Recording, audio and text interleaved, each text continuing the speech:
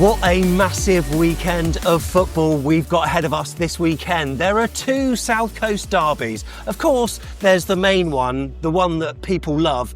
Plus there's another one, a little battle between two sides up the road that haven't fought for a long time. But look, on Saturday, it's Bournemouth versus Brighton. Welcome to Back of the Net and welcome, Ben Phillips. How are you? Yeah, I'm good, thank you. How are you? Yeah, good. Are you looking forward to this weekend's game? Hopefully improving on what we've done already. 6 points from 9's all right, isn't it? Oh, yeah. I'm really looking forward to it. I think it's two very good footballing sides over the last few years. I think we've all developed, us and Brian, we've developed very good styles of football, and it's going to be very interesting because I think we're probably two of the most underrated sides in the league for sure.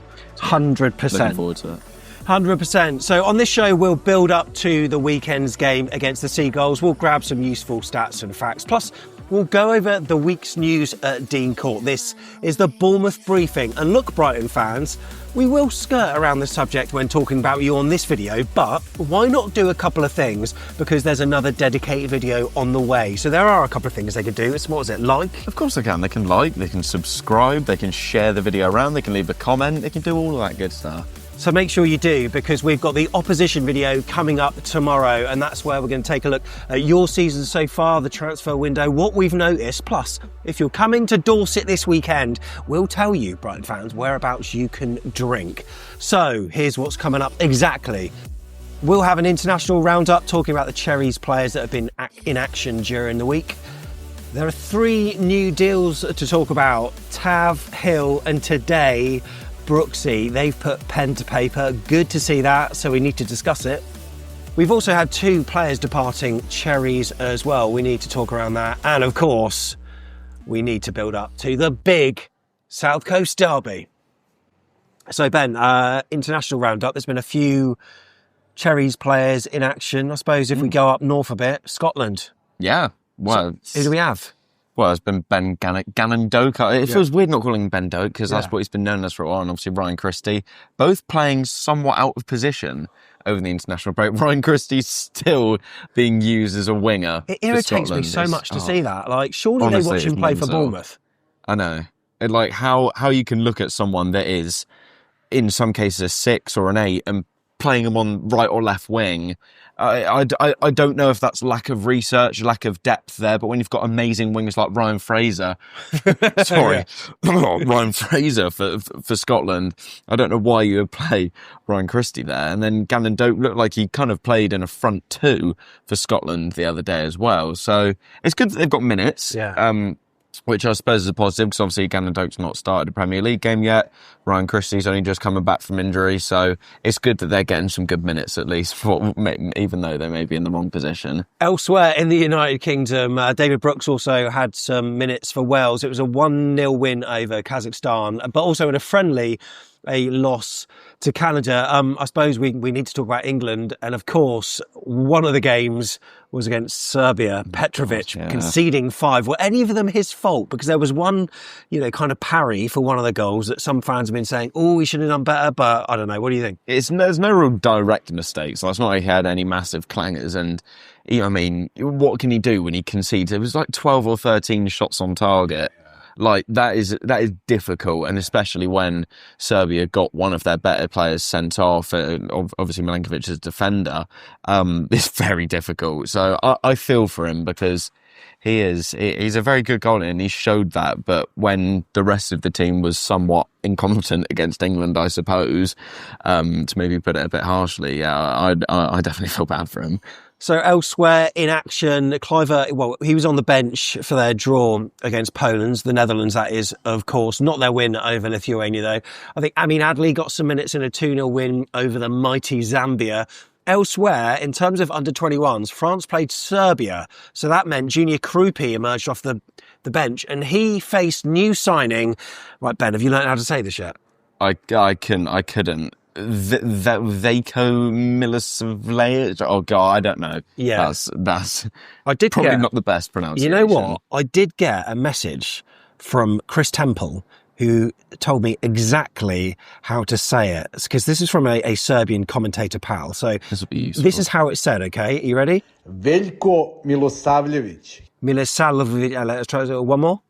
Veljko Milosavljevic. I'm going to be listening to that all night now, and I'm going to be dreaming of Velko. But anyway, the French were 3-0 winners in that matchup between Krupi and, let's just call him Velko for now. Also, Antoine Semenyo played 72 minutes for Ghana in their 1-0 win over Mali as well. So they've boosted their World Cup qualification with 2 wins in this September international break as well. Tyler Adams, he was involved in a couple of friendlies, wasn't he? Yeah, the USA are struggling a little bit at the moment. He seemed to be the centre of some criticism as well, which is he not captain anymore? I'm not too sure. Yeah. I mean, but the thing is, he's been a very good player for America. I don't religiously watch their games, but he's one of their better players. Yeah. God, you couldn't pay me to watch their football, honestly, even if it's under a good manager like Pochettino. Yeah.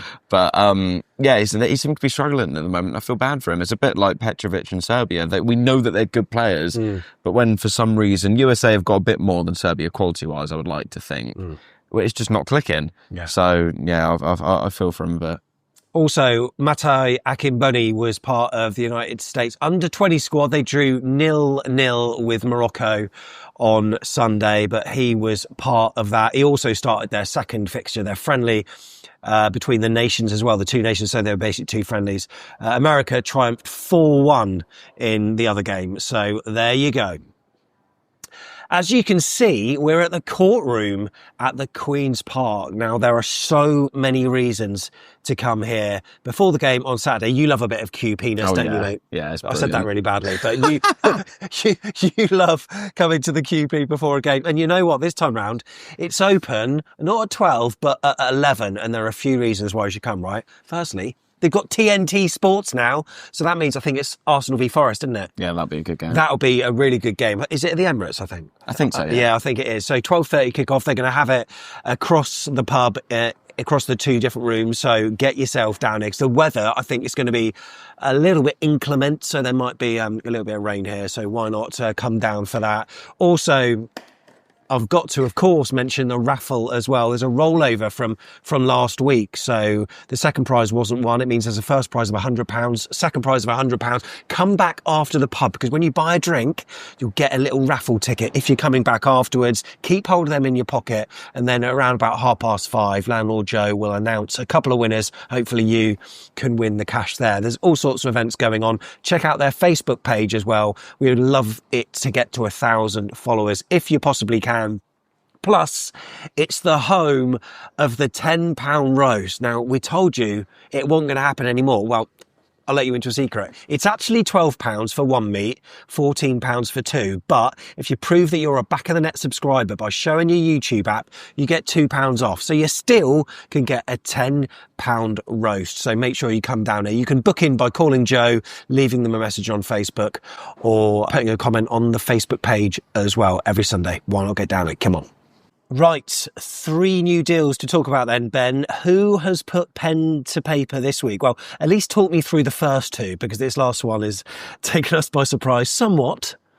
2 players that I'm very happy that extended their contracts, 2 very underrated players. Marcus Tavernier was the first one to put pen to paper, and then James Hill followed suit recently. And I'm very, very happy with that, because Tavernier, he puts in the hard yards. Yeah. He's brilliant. I love Tav. He's underrated, isn't he? Even though he's sometimes a bit inconsistent in front of goal. But I think a lot of our players are. Yeah. Even Antoine Semenyo would be our best player. And Evan Nilsson can be inconsistent. And then James Hill as well. Brilliant defensive depth. Can play literally anywhere across the back line and can fill in midfield, which is something we found out last season. So, yeah, 2 very, very handy players, 2 very versatile players extending their stays. And obviously there was a bit of talk about Tavernier maybe going somewhere else in the summer and James Hill maybe going to Leeds as well. Yeah. So that's very, very good. Maybe there'll be some release clause or whatever in there to get us some good money if they were to ever leave. So, yeah, I'm very, very happy with that. In terms of James Hill, Thiago Pinto was quoted on the AFCB.co.uk website saying, "I'm really pleased for James and he deserves the new contract for everything he puts into the club. His energy in and around the building is infectious and we're thrilled that he's committed his future to us. He's still young and has great potential, as we've seen over the years and from his achievements with the England youth setup." In terms of Marcus Tavernier, he said, Marcus is a player who always gives his all whenever he wears the shirt and is someone that we thoroughly enjoy working with. He's a popular character within the dressing room, and I look forward to seeing his leadership shine through over the next few seasons at AFC, Bournemouth, etc., etc.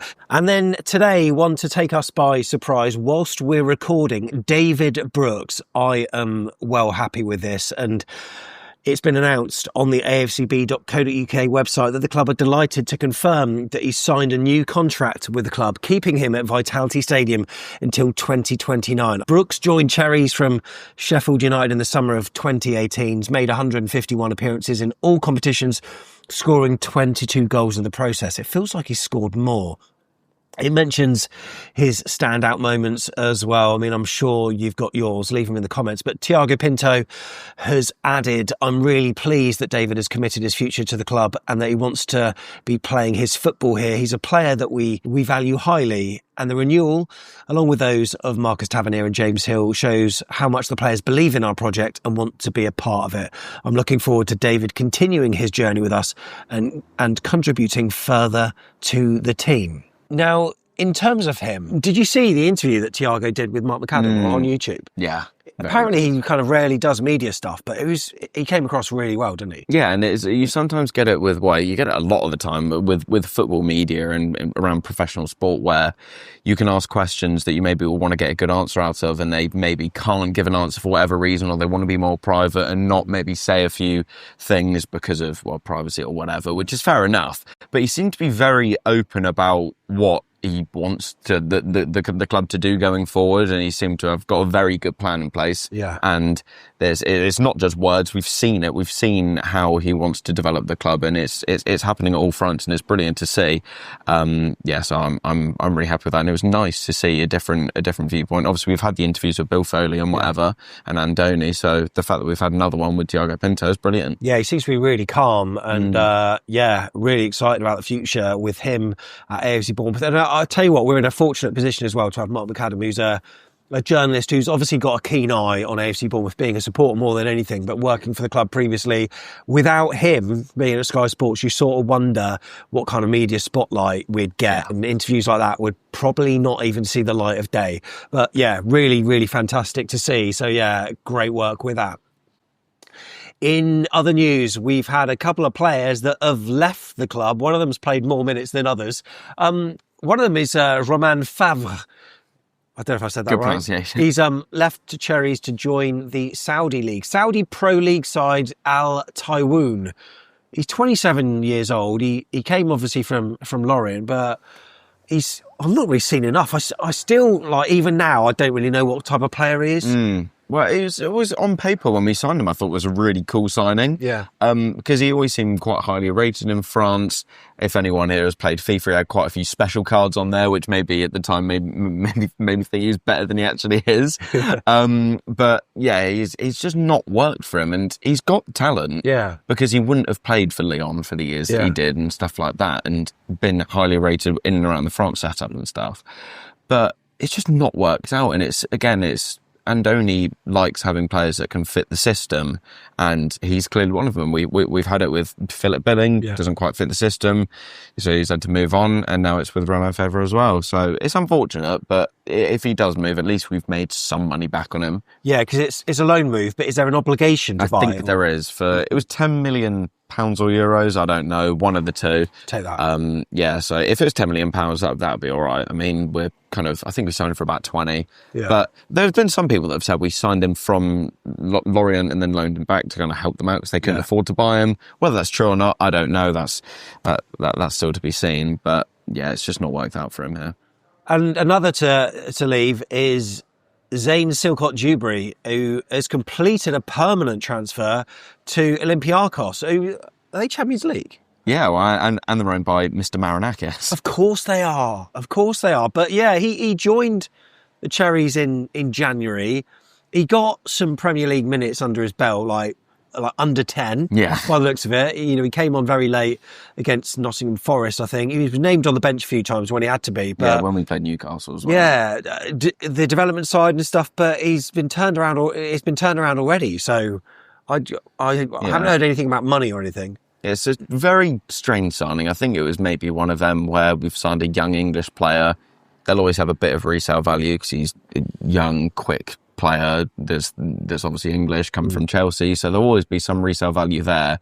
So it's kind of a low risk one. If it works, then it will work really well, and if it doesn't work, then we can still hopefully we probably sold him on for a little bit of money. I doubt it would be a free, so we've probably somewhat made our money back there. So it's not the end of the world. It's just one of them. But when we've got so many talented players at the club, it's not going to be one that we're kicking ourselves about. But watch him be like, I don't know, Rodrigo Riquelme goes on to play consistent Champions League minutes after hardly playing for us. But yeah. Okay, so yeah, we do need to build up to the South Coast derby. It's worth talking about the other one though. Have you seen the travel plans that Portsmouth fans have got to do? No, they are supposed to be arriving at Fratton Park at 7:30 a.m. for an 8:30 a.m. departure. It's a 12 o'clock kickoff, isn't it? Or mental. Half 12, sorry. It is live on ITV, but it is really interesting when you see the fans and all the interactions on social media. It is, unfortunately for us, it is a different level of South Coast derby, isn't it? Yeah, it's one that I'm somewhat jealous of, I guess, even though sometimes they can properly kick off there. But in terms of like, you know, the limbs if you score and the big anticipation for it and the camaraderie if you do win, it would be brilliant. Yeah, so it's going to be a very good watch from a neutral perspective, I will say. Have you got a team that you'd rather get the points though? I don't know. I think it would be quite cool if Pompey were to win because they're probably I like rooting for the underdog, and they probably, even though they're higher up than Southampton in the league, obviously you can't really tell after we're only a few games in, but I've got quite a few mates that are Southampton fans, so it'd be funny to laugh at them if they were to lose. Love it. But look, the real South Coast derby is Dean Court, and is it a derby? Well, not really so much. A seaside derby, maybe you can call it that. It used to be banded more of a derby, I think, when we were in the third tier with each other, third and fourth tier, but it's going to be a tough test. But look, Cherries have got 6 points after 3 games. This has been the best start after the first 3 since the 18-19 season, and we'll be looking to make it 3 league wins in a row. So 6 points. Worth remembering, our first season under Andoni, that took 10 games to get 6 points. And even last season, after 4 games, we had 5 points. And it took us until our 6th game, ironically, that was against Southampton, to reach that tally. It has been a good start, and it's been an impressive start, Ben, not least because it has been quite a transition. I mean, he had a transition, obviously, in his very first season where he had new players, they had to play with some new signings, but trying to get him to play his way. But now the nucleus of the squad knows how to play, but then you've got these other players that you're dropping in that don't, but they've learned it so quick. And especially that Spurs game, I mean, that was one of the best performances. I mean, we've had a few memorable ones, Man United, Newcastle, but that one was, it should have been more emphatic than what it was. Yeah, 100%. And that, I hope that doesn't be a leader to our downfall, somewhat our poor finishing, because we have had it in the past where we've had chances against bigger teams. Like I remember Chelsea last season where we missed a penalty, missed some really good chances, and then they scored late on. So we didn't get lucky in that sense, but it was nice that we actually were able to not hold on, but get the 3 points. Yeah. Because, we've had it so many times in the past where we've dominated, deserved 3 points, but we haven't got them. So it was reassuring, I suppose. So if we can just start finishing our chances, I mean, God, we will just blow teams away. Yeah, and there are a few teams. I mean, I've seen a conversation on the Vitals forum about us being able to not beat a low block and stuff. Well, last season we did prove that we could when we played like teams like Southampton, and there are other games like that as well. But for some of the games, Spurs was one of them, just being clinical. I mean, to have that many shots and only scoring 1, and I do remember a number last season where we were playing low block sides. We were getting shots away, we just weren't clinical enough. So I think that low block argument, it always comes out when you lose. Yeah. And like never when you win a game. Never came up when we beat Forest 5-0. Exactly.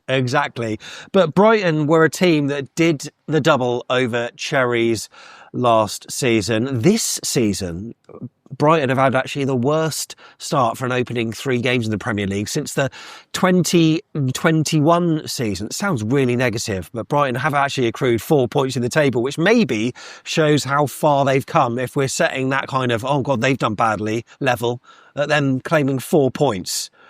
So it's going to be an interesting one. We'll touch on Brighton more in the next video, but we need to have a look at our team news first. And do you know much in terms of the injury latest for AFCB, mate? Because I know that it's this like a standard group of players out. It seems to be kind of that. It seems too early for anything now to come back. Lewis Cook isn't quite there yet.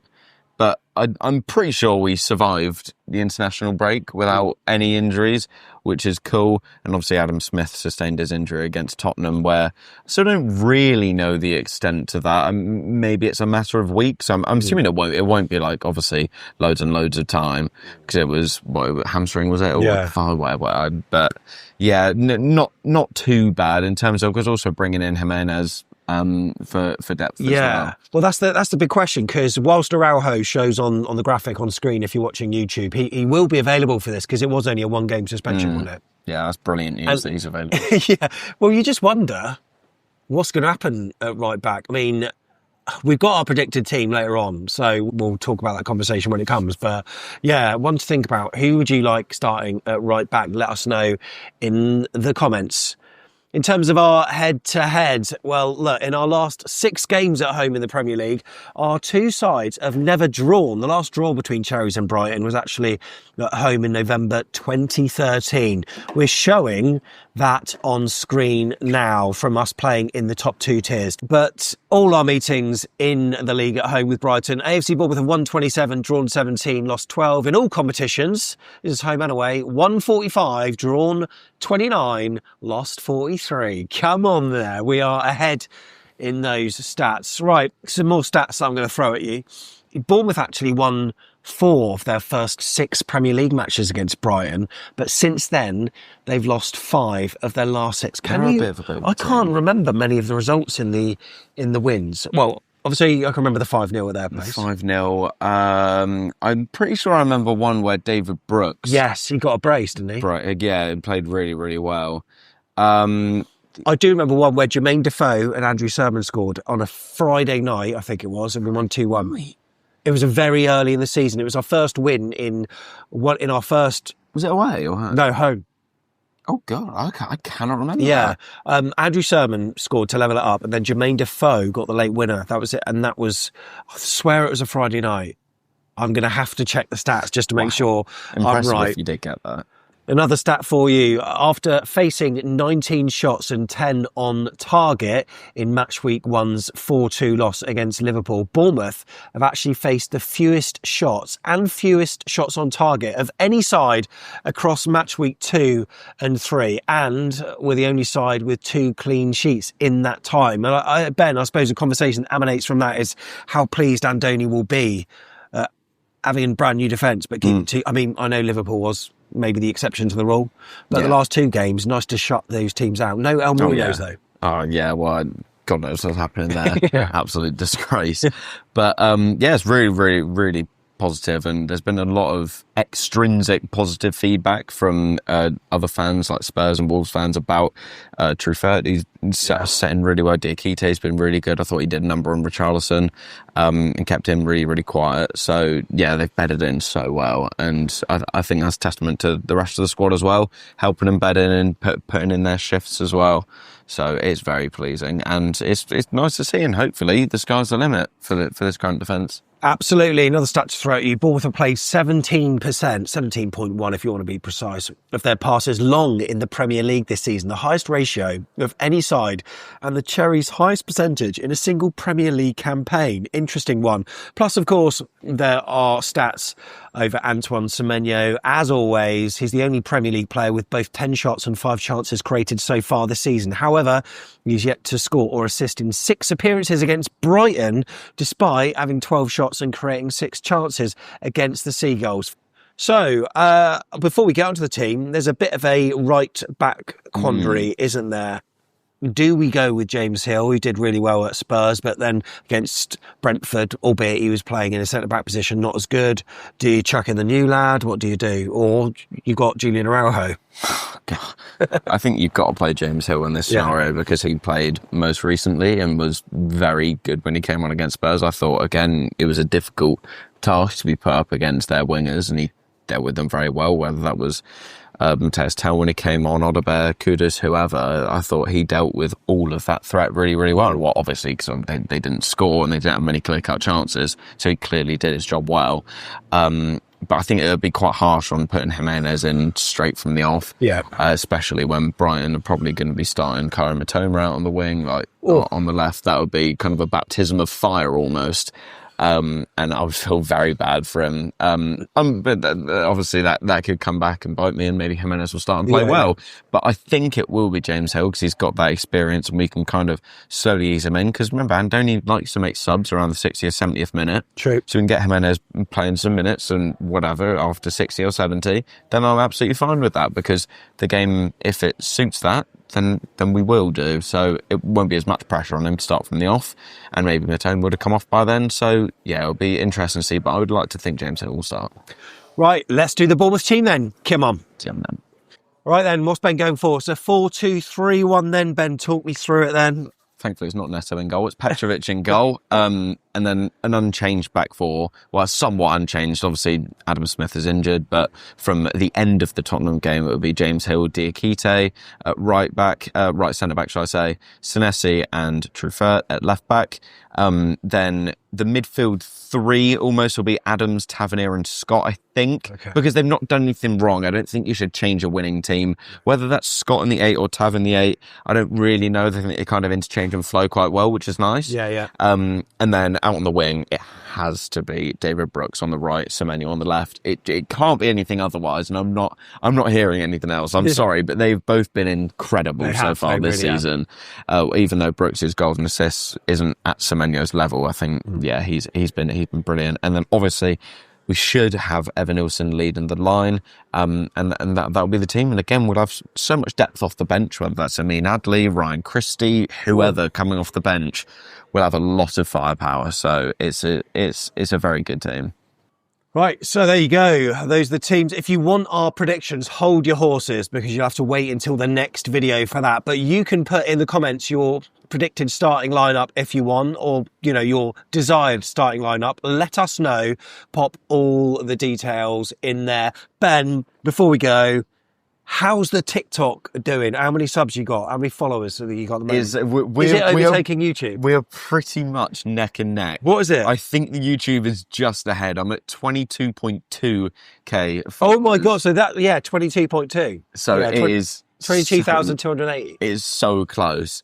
But the growth over the last few months, I mean, I checked the analytics yesterday and it's just been incredible. I think in the last 2 months I've had 2.5 million video views. Oh my God. Which is incredible support. It helps. Obviously, we played Liverpool and Milos Kerkez came over to the fans. That had a video on that did really, really well. And it helps when you rage bait other fans. Oh, of course. So yeah, it's going really well, and it's doing nice. So if you could drop a follow, road to 25k, hopefully before the YouTube. It will, of course it will. Of course it will. Yeah, unbelievable. That'd be brilliant. We did really well after the Liverpool video, but then I didn't appreciate that you did really well as well with the TikTok. So he's going to win the race. He's going to win the race. He's like Hare and the Tortoise, this. Or maybe not, I don't know. Either way, make sure you like and subscribe and stay tuned. There's another video on the way, but make sure you get here on Saturday. It's open at 11. And the football on TV. Up the Cherries.